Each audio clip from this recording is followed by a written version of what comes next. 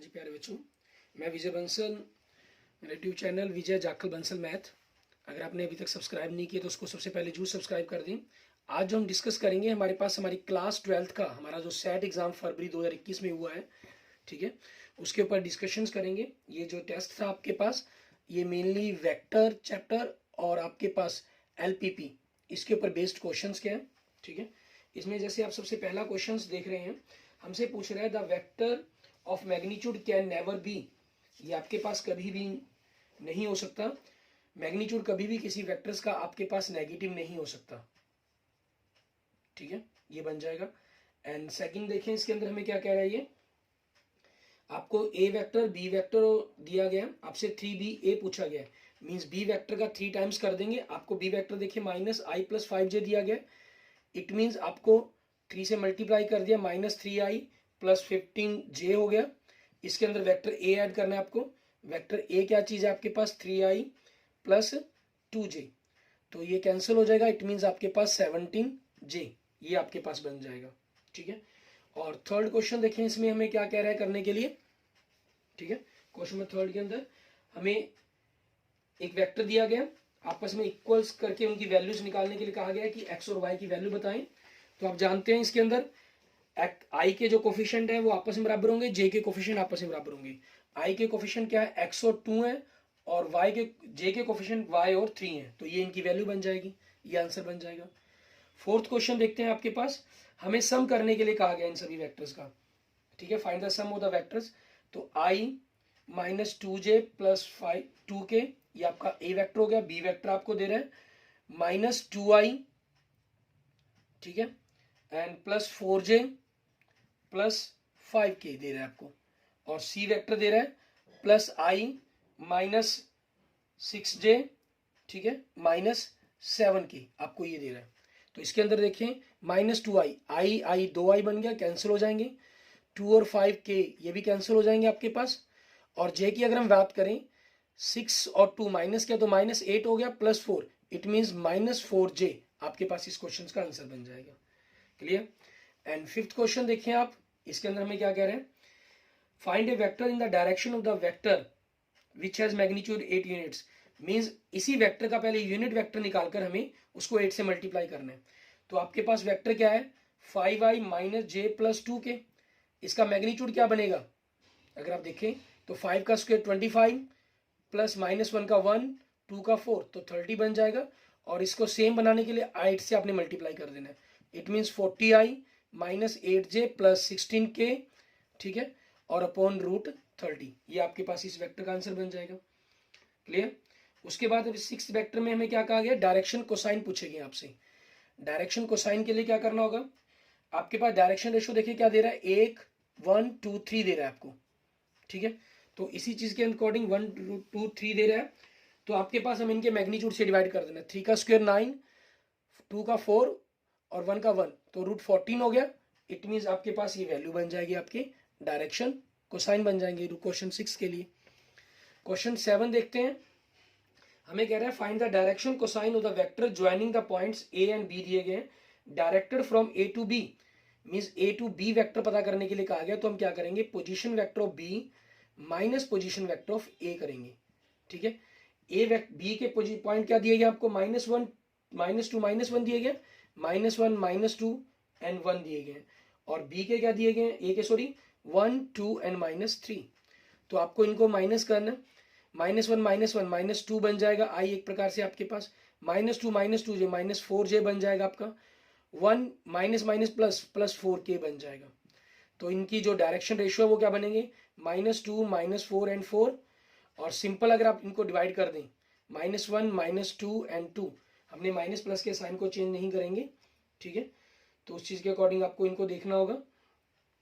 बाकी आप चेक भी करके देखेंगे, मान लीजिए अगर आप बाई चांस बी टू ए भी कर लेते हैं, गलती अब बाई चांस हो जाती है, माइनस से डिवाइड कर देते हैं, तो पहले 2 पॉजिटिव और तीसरा नेगेटिव आना चाहिए उस अकॉर्डिंग आपके पास, ठीक है। और वो आपके पास किसी में नहीं बन पाएगा, ठीक है, कोई ऑप्शन नहीं होगा, ठीक है ना। अगर ऑप्शन दिए होंगे तो ऑप्शन आपके पास या तो दोनों नेगेटिव वाले तीसरा पॉजिटिव होगा, या पहले दोनों पॉजिटिव तीसरा नेगेटिव की फॉर्म के अंदर होगा। तो इनके मैग्नीट्यूड से डिवाइड करेंगे, 2 का स्क्वायर 4, 2 का 4, 4 और 1, 4 और 4 8, 8 और 1 9, तो इट मीन्स -1/3 -2/3 एंड 2/3 आ जाएगा आपके पास डायरेक्शन कोसाइन आपकी, ठीक है। और अगर ये ऑप्शन ना हो तो ये बनेगा, पहले आपका ये प्लस के आ जाएंगे और ये माइनस के आ जाएंगे, ठीक है। ये इस चीज़ का आपने खास ध्यान रखना होगा। उसके बाद देखेंगे आपके पास क्वेश्चन नंबर 8 के अंदर, इसमें हमें क्या कह रहे हैं, x और -a का वेक्टर का मैग्नीट्यूड वो मल्टीप्लाई दी गई है, तो आप इन दोनों का स्क्वायर बन जाएगा इक्वल टू 12। स्क्वायर आपके पास पता है एक प्रकार की डॉट प्रोडक्ट ही होती है, एक प्रकार के आपके पास वेक्टर x की स्क्वायर आ गया और a वेक्टर का मीन्स मैग्नीट्यूड बन गया, उसका 2 दिया गया, तो 2 की पावर स्क्वायर 4 हो जाएगा। इट मीन्स वेक्टर x का स्क्वायर 12 + 4 = 16 बन जाएगा। इट मीन जो वेक्टर x है आपके पास वो क्या बन जाएगा, 4 बन जाएगा, ठीक है। क्योंकि ये आपके पास वेक्टर x की स्क्वायर मीन्स वेक्टर x का मैग्नीट्यूड हो गया आपके पास ही, ठीक है ना। हम जानते हैं डॉट प्रोडक्ट के अंदर आपके पास क्या होता है, वेक्टर x डॉट x करें, ठीक है, या वेक्टर x की स्क्वायर लिखें, या इसको मैग्नीट्यूड की स्क्वायर लिखें, या x की स्क्वायर लिखें, वही की बात रहेगी आपके लिए, ठीक है। आगे देखेंगे क्वेश्चन नंबर 9, इसके अंदर हमें क्या कह रहे हैं, find the angle between two vectors A and B. आपको ए और बी वेक्टर का मैग्नीट्यूड दिया है, उनकी डॉट प्रोडक्ट दी गई है, तो डॉट प्रोडक्ट अपॉन में उन वेक्टर का मैग्नीट्यूड, ठीक है। आपके पास ये cos थीटा के बराबर आ जाएगा। मैग्नीट्यूड कितना दिया गया, √6 दिया गया आपको, ठीक है, और अपॉन में मैग्नीट्यूड √3 × 12 दिया गया। ये आपके पास कट गया, √2 कट गया, ठीक है, और √2/12 भी लिख सकते हैं। अगर आपने रूट को नीचे से काटना हो तो वो भी कर सकते हैं। इट मीन जो एंगल आपके पास वो क्या बन जाएगा, cos इनवर्स √2/12, या √2 को अगर आपने नीचे लेकर आ रखे होंगे तो आप इसको यूं भी लिख सकते हैं, cos इनवर्स, ठीक है, उसको रेशनलाइजेशन अगर हम करते हैं तो 1/6 √2 बन जाएगा आपके पास ये वैल्यू, क्लियर। उसके बाद देखते हैं हमारे पास हमारा नेक्स्ट क्वेश्चन, क्वेश्चन नंबर 10, ठीक है। उसको हमें किस तरीके से करना होगा, क्वेश्चन नंबर 10 में हमें दिया क्या हुआ है वो देखें, हमसे एंगल पूछ रहा है, ए और बी वेक्टर दिए गए हैं, ठीक है, क्वेश्चन 10 के अंदर आपके पास। अब क्वेश्चन 10 के अंदर हमें जब इनके मैग्नीट्यूड पूछ रहा है तो वेक्टर ए दे रहा है आपको 3i - 2j + k, तो आपने इनका मैग्नीट्यूड निकालना पड़ेगा। 3 का स्क्वायर 9, 2 का 4, 1 √14 बन गया आपके पास। और दूसरा वेक्टर क्या दे रहा है आपको, i - 2j + 3k, इसका मैग्नीट्यूड भी आपके पास 1 + 4 + 9, इट मीन √14 बन जाएगा। उसके बाद इन दोनों की डॉट प्रोडक्ट, 3 को 1 से मल्टीप्लाई किया 3, -2 को -2 से, +4, 1 को 3 से +3, अपॉन में इनके मैग्नीट्यूड, तो √14 × 14 14 ही आ जाएगा, मीन्स 10/14, इट मीन्स 5/7, ठीक है। तो आपके पास आपका एंगल क्या बन जाएगा, cos इनवर्स 5/7, ये आपके पास आपके क्वेश्चन का आंसर बन जाएगा। नेक्स्ट देखेंगे क्वेश्चन नंबर 11, इसके अंदर हमें क्या कह रहा है करने के लिए, हमें ए बी का मैग्नीट्यूड पूछ रहा है। अगर दो वेक्टर दिए गए हैं और उनके मैग्नीट्यूड से डॉट प्रोडक्ट दी गई है, आपसे वेक्टर ए और वेक्टर बी माइनस का, ठीक है, मैग्नीट्यूड पूछ रहा है आपसे। अगर हमें इसका मैग्नीट्यूड निकालना है तो हम क्या करते हैं, इनके स्क्वायर की वैल्यू को निकालते हैं। तो फॉर्मूले के अकॉर्डिंग ये vector A minus vector B की स्क्वायर हो जाएगा, मीन्स वेक्टर ए का मैग्नीट्यूड वेक्टर बी की होल स्क्वायर, मैग्नीट्यूड कह लें या जैसे मर्जी कह लें, और वेक्टर ए और बी के मैग्नीट्यूड की कह लें या डॉट प्रोडक्ट सिंपल कह लें आप, ठीक है, वो मैग्नी एक ही बात रहती है आपके लिए। वेक्टर ए का मैग्नीट्यूड कितना दे रहा है हमें, 2 दे रहा है तो 4 हो जाएगा। 3 का 9 दे रहा है, 3 दे रहा है तो 9 हो जाएगा, -2 डॉट प्रोडक्ट आपको 4 दे रहा है, ठीक है, तो 8 हो जाएगी, मीन्स 2 4 जो 8, 9 - 8 1 + 5, तो इट मीन्स आपके पास vector A minus vector B का मैग्नीट्यूड क्या हो जाएगा, √5 आपके पास वैल्यू बनेगी आपकी, क्लियर। नेक्स्ट देखेंगे हमारे पास क्वेश्चन नंबर 12, इसके अंदर हमें क्या कह रहा है, हमें कह रहा है फाइंड द प्रोजेक्शन पता करनी है एक वेक्टर की दूसरे वेक्टर पर। तो प्रोजेक्शन के लिए क्या फार्मूला रहता है, मान लीजिए projection of vector A on vector B है, तो ए और बी की dot product upon vector B का मैग्नीट्यूड, जिसके ऊपर प्रोजेक्शन उसको हमने लिखना होता है। तो यहाँ ए और बी आपके पास जो वेक्टर दिए गए हैं वो क्या है, 2i + 3j + 2k है, ठीक है, और दूसरा क्या चीज है, i + 2j + k है। तो इनकी डॉट प्रोडक्ट 2 × 1 2, 3 × 2 6, 2 × 1 + 2, अपॉन में मैग्नीट्यूड वेक्टर बी का 1 की स्क्वायर 1, 2 की 4 एंड 1 की 1, तो रूट 6 बन जाएगा आपके पास। इट मीन्स 10 रूट 6 आपकी ये प्रोजेक्शन बन गई। अगर आपने इसको रेशनलाइजेशन कर दिया इसका तो ये हो जाएगा, और ये 2 से कट के 5/3 रूट 6, ये आपकी projection of vector A on vector B आ गई आपके पास एक प्रकार से। क्लियर। उसके बाद आपसे क्या कह रहा है, क्वेश्चन नंबर 13 के अंदर देखेंगे, हमें कह रहा है कि if angle between any two vectors is 0 degree, angle हमें 0 डिग्री दे दिया गया, तो हमसे ए डॉट वेक्टर बी पूछ रहा है क्या होगा। तो ये क्या होता है, ए वेक्टर का मैग्नीट्यूड मतलब ए लिख लो, बी वेक्टर का मैग्नीट्यूड बी लिख लो, into cos angle, angle 0 degree, और कोस 0 की वैल्यू कितनी होती है, 1 होती है। इट मीन्स ये वैल्यू क्या बन जाएगी आपकी, ए बी के बराबर आ जाएगी। ठीक है, ये आपके पास बन जाएगा। और उसके बाद नेक्स्ट देखेंगे आपके पास जो सेट के अंदर आया हुआ क्वेश्चन है आपका, क्वेश्चन नंबर 14, ये क्रॉस प्रोडक्ट के ऊपर क्वेश्चन है आपके पास जो आ रहा है। इसको हमें किस प्रकार से करना होगा वो देखेंगे। क्वेश्चन नंबर 14, इसमें हमें कह रहे हैं अल्फा और बीटा की वैल्यू पूछी गई है आपसे, दो वेक्टर की क्रॉस प्रोडक्ट दी गई है। तो क्रॉस प्रोडक्ट के लिए आपको पता है आई जे के आपके पास रहता है, मल्टीप्लाई करते हैं 2 6 27 एंड 1 अल्फा एंड बीटा आपके पास। ठीक है, तो आपके पास इक्वल टू 0 वेक्टर दिया गया, तो आई के साथ तो अल्फा और बीटा दोनों की मल्टीप्लाई आनी है आपकी, जे के साथ आपकी बीटा की वैल्यू निकल सकती है। तो जे का हम कोफिशिएंट देखते हैं कि क्या बनेगा, क्योंकि 0 का मतलब क्या हुआ, आपके पास 0 आई 0 जे और 0 के है, मीन्स तीनों के कोफिशिएंट 0 है। क्योंकि आई के कोफिशिएंट में अल्फा और बीटा दोनों बनेंगे, इसलिए इसका यूज नहीं कर रहे। जे में देखें 2 बीटा -27, 2 बीटा -27, इट मीन जो बीटा की वैल्यू बन जाएगी वो आपके लिए 27/2 बन जाएगी। के का देखें 2 अल्फा -6 इक्वल टू 0 मतलब रख रहेंगे हम, तो यहां से जो अल्फा की वैल्यू बन जाएगी वो आपकी क्या बन जाएगी, 3 बन जाएगी आपकी। ठीक है, नेक्स्ट देखेंगे 15th क्वेश्चन। इसमें हमें क्या करना होगा, क्वेश्चन नंबर 15 के अंदर हमें कह रहा है if theta is angle between any two vectors, ठीक है, देन ए और बी की डॉट प्रोडक्ट का मैग्नीट्यूड उनकी क्रॉस प्रोडक्ट के मैग्नीट्यूड के इक्वल होगा। ये कब हो सकता है, डॉट प्रोडक्ट का फार्मूला क्या होता है, वेक्टर ए का मैग्नीट्यूड वेक्टर बी का मैग्नीट्यूड इनटू cos थीटा। ठीक है, क्योंकि ये खुद ही मैग्नीट्यूड होता है, आप इसको मैग्नीट्यूड लिखें या ना लिखें कोई एक ही बात है। और डॉट प्रोडक्ट क्रॉस प्रोडक्ट में क्या होता है, वेक्टर ए का मैग्नीट्यूड वेक्टर बी का magnitude into sine theta into direction vector होता है आपके पास, क्योंकि यहाँ आपने मैग्नीट्यूड का यूज कर लिया तो डायरेक्शन आपकी खत्म होगी आपके पास, ये दोनों चीजें सेम होगी। और कोस और साइन कब बराबर होते हैं, जब एंगल आपका π/4 हो।